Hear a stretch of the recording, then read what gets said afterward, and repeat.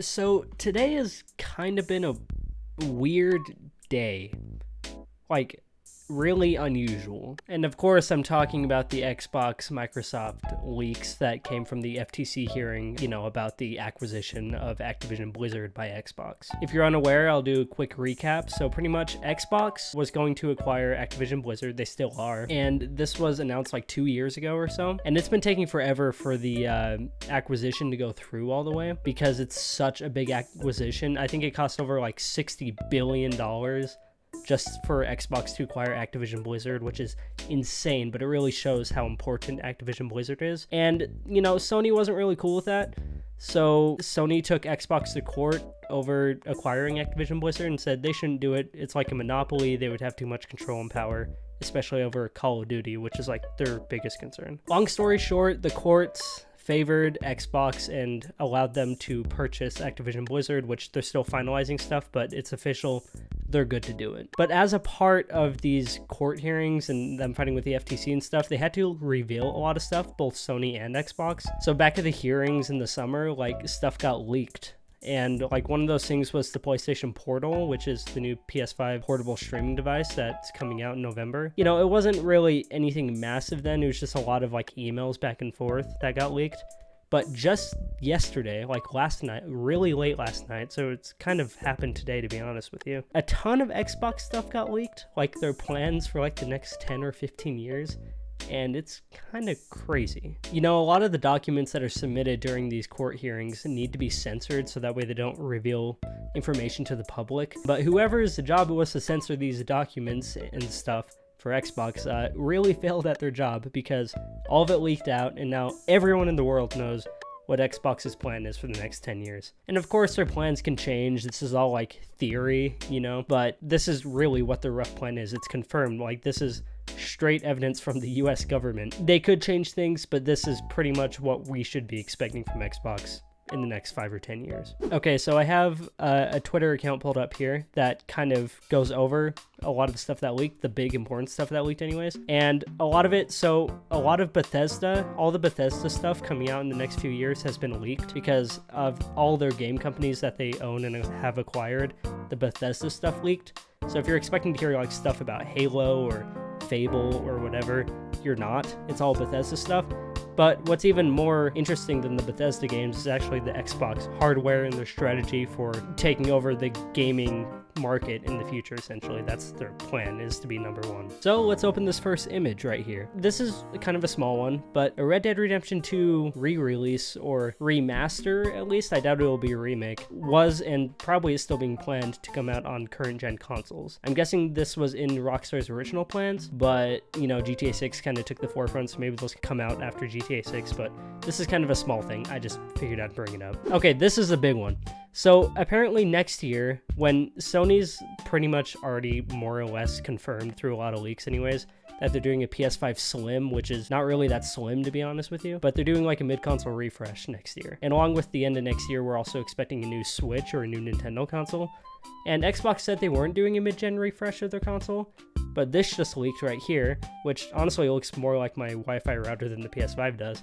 But this is a diskless Xbox Series X that's coming out next year. Pretty much all the specs are identical to the Series X, so this is really just a diskless Series X. It's not Xbox is no longer doing disk drives or anything. This is just another version of the Series X, same power, just without a disk drive. And while I say it's not a big deal that they're not doing a disk drive with this, it is a big deal if this has any implications on the future. See, I don't mind this not having a disk drive. It's just a Series X. I already have one, so I don't need to get this one because I already have one with a disk drive. But what's worrying about this is I think other stuff leaked that their future is about streaming and all that stuff. So Xbox kind of seems like it's going in a direction where they're going to get rid of physical media.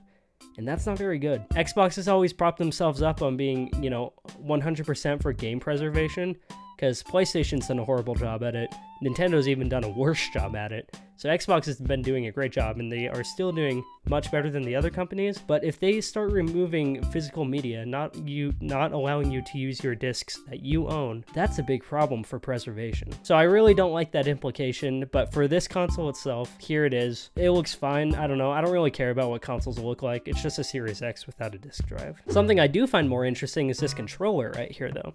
So apparently this is a new controller that will probably launch with this new Series X next year, but it could launch before. I don't know. But it's pretty much the controller we have now, the normal Xbox controller, but it actually has haptics in it, like the PS5 controller. So a controller with an accelerometer and haptics inside will be really nice, because I actually really love the haptic feedback that's in the PS5 controller. I thought that was a great innovation, even though Nintendo did it back with the Wii, but you get my point. So an Xbox controller with haptics is really great. I wouldn't say they're copying PlayStation. I think it's just a general advancement, and Sony jumped the gun on it, and it worked out really well. So I'm happy for it. The only thing I don't like about this is the design. I think it's hideous.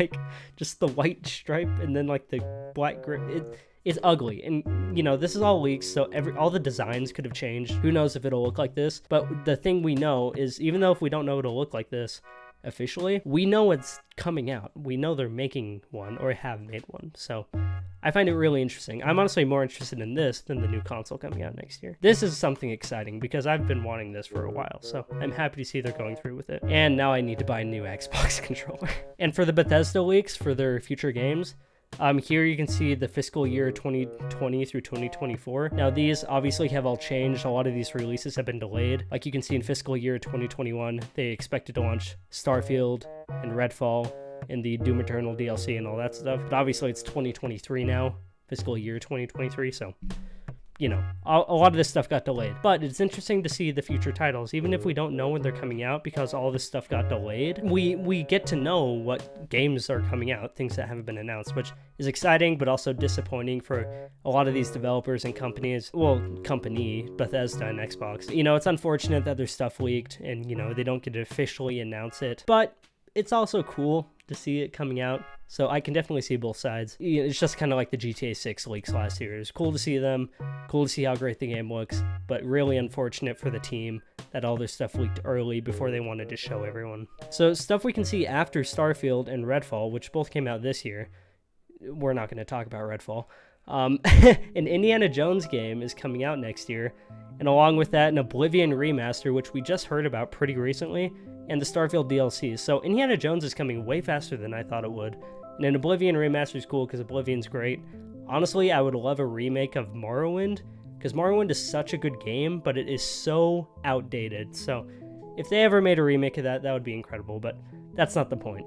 We get an Oblivion remaster and an Indiana Jones game probably next year based on this timeline here. And then another interesting thing is fiscal year 2023, which would probably be 2025 now, assuming things are, you know, getting delayed and stuff. A new Doom game, Doom Year Zero, which is pretty cool because we've had Doom and Doom Eternal, so Doom Year Zero, maybe we're going back in time. I really like that. I love the Doom games, so I mean, that's really cool. And then fiscal year 2024, which, you know, yet again, all this stuff's being delayed. They expect the Elder Scrolls 6. They've said they expect the Elder Scrolls 6 in some leaked emails, either 2026 or beyond, and that it's going to be an Xbox exclusive, Xbox and PC exclusive. So, you know, I find that pretty interesting. With a Fallout 3 remaster, that's exciting. That's something we haven't heard about through the leaks, but Fallout 3 is a great game, so honestly, remastering it is a great idea in my opinion. There was also this leaked email and all the stuff that leaked from the FTC hearings, and this one's a little, I don't know, I don't like it. So pretty much this is Phil Spencer, the head of Xbox, talking about how at some point, granted this was back from 2020, talking about acquiring Nintendo and or Valve, which is like wild. Look, I like Xbox quite a bit. I've liked Phil Spencer for many years. I think he's completely turned around the Xbox brand for the better, and even if they're not at the top, even if they're still in last place right now, I really think it's in a better direction now than it would have been if he hadn't taken over as CEO. But this is something I can't really defend. I mean, him wanting to acquire Nintendo, one of the biggest gaming companies ever, and also Valve, like the creators of Steam, Half-Life, Portal, like, no. You just gotta know when to say when, and I'm glad we have laws against this stuff, like monopolizing things, because they barely squeezed through acquiring Activision Blizzard. There's no way in hell they are going to be able to squeeze through acquiring Nintendo and or Valve. And Xbox tried acquiring Nintendo back in the early 2000s when they were trying to get their feet on the ground, and they were literally laughed out of the room by Nintendo. So I figured it would be a similar situation anyways. Something I do agree with Phil in this email though is that Nintendo, they hold on to their IPs too strictly. You're never going to see a Mario or a Zelda game on PC officially from Nintendo. That's just not what they do. PlayStation have held on to their IPs pretty, hardly for quite a while, but, in the last few years, they've been releasing a lot of their first-party games like God of War or The Last of Us or Uncharted or Ratchet & Clank on Steam, on PC. They've done that. Xbox for many years now has, been open about sharing their games across Xbox and PC and many other consoles too. But Nintendo is so strict with that I agree that Nintendo really does need to loosen up, but I don't agree with him. He's saying like the only way they should loosen up is if they let Microsoft buy them, which I think is just stupid. Microsoft or Xbox should not own everything in the gaming market. That's a horrible idea. So I'm glad we have laws against monopolizing things, and I hope the government comes through if they try to acquire something like that.